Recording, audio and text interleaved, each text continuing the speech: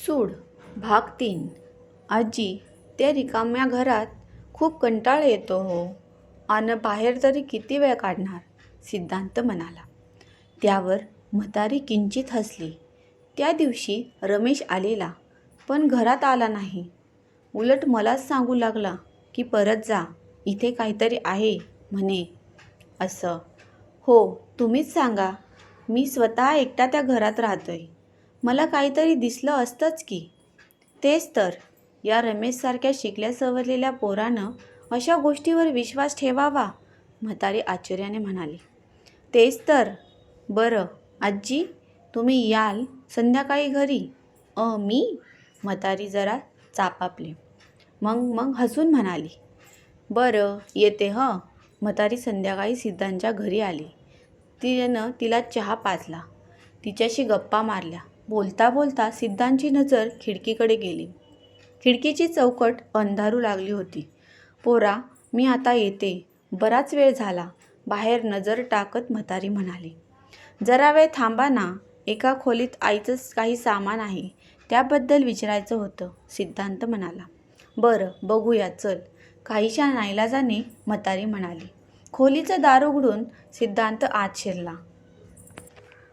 म्हातारीनेही आत पाऊल टाकलं. खोली अंधारात होती. सिद्धांतने दिवा लावताच म्हातारीला दिसलं की ती स्टोअररूममध्ये होती. बराच जुनं सामान पुरानं खोलीत धूळ खात पडलेलं. पुढे होऊन सिद्धांत शोध घेऊ लागला. म्हातारी जागीच उभी राहून खोलीभर नजर फिरवत होती. ती जरा अस्वस्थ झाली होती. या घराबद्दल गावात असलेल्या अफवा. शेवटी तीही एक साधी बाई माणूस होती. स्वतःहून या घरात ती आलीच नसती.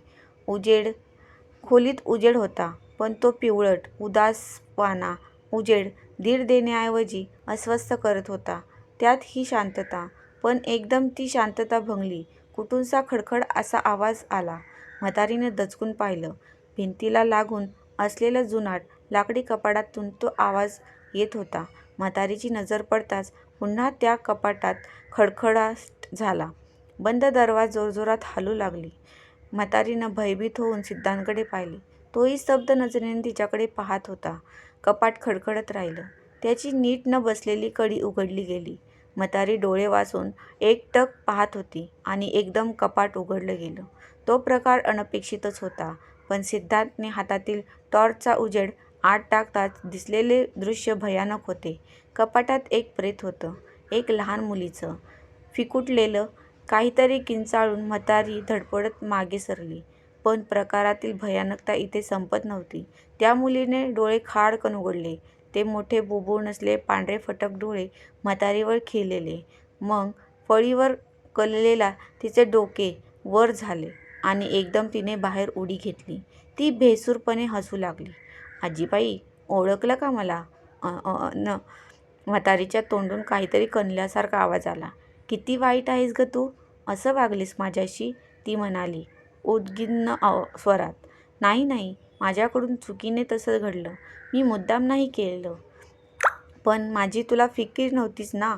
माझं काहीही झालं तरी तुला काहीच वाटणार नव्हतं. त्या आवाजात दुःख, खिन्नता होती. नाही तसं. बस. रागाने किंचाळून ती तरातरा चालत म्हातारीजवळ आली आणि तिनं म्हातारीच्या अंगावर झेप घेतली.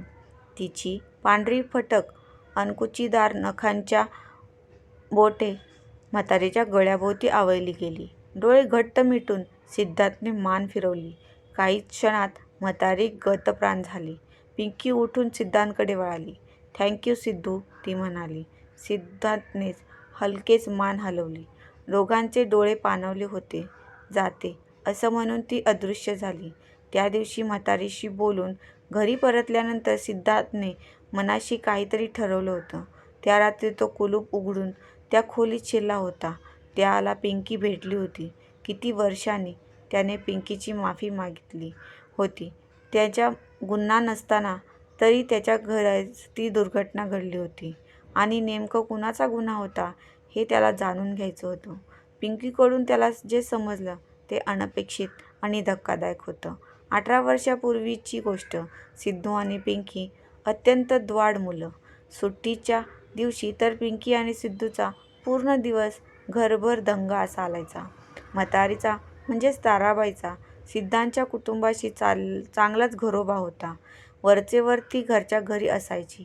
ताराबाई मोठी कजाग आणि शीघ्रकोपी. लोक तिला जरा वचकूनच असायचं. मुलं दंगामस्ती करताना तिला बरीच सतावत. तिची तर टर उडवत. तिला साहजिकच सहन व्हायचं नाही. म्हातारी त्यांच्यावर कधीकधी रागवायची, खेकसायची, पण मुलं कुठं मनावर घेतात. असंच एका दिवशी सिद्धांच्या घरी कसलासा कार्यक्रम होता. गावातील लोकांची वर्दळ सुरू होती, म्हणून सिद्धू आणि पिंकीने लपाछपी खेळायचं ठरवलं. कुणाला त्रास नको म्हणून घरात कार्यक्रम म्हणून ताराबाईचीही गडबड सुरू होती.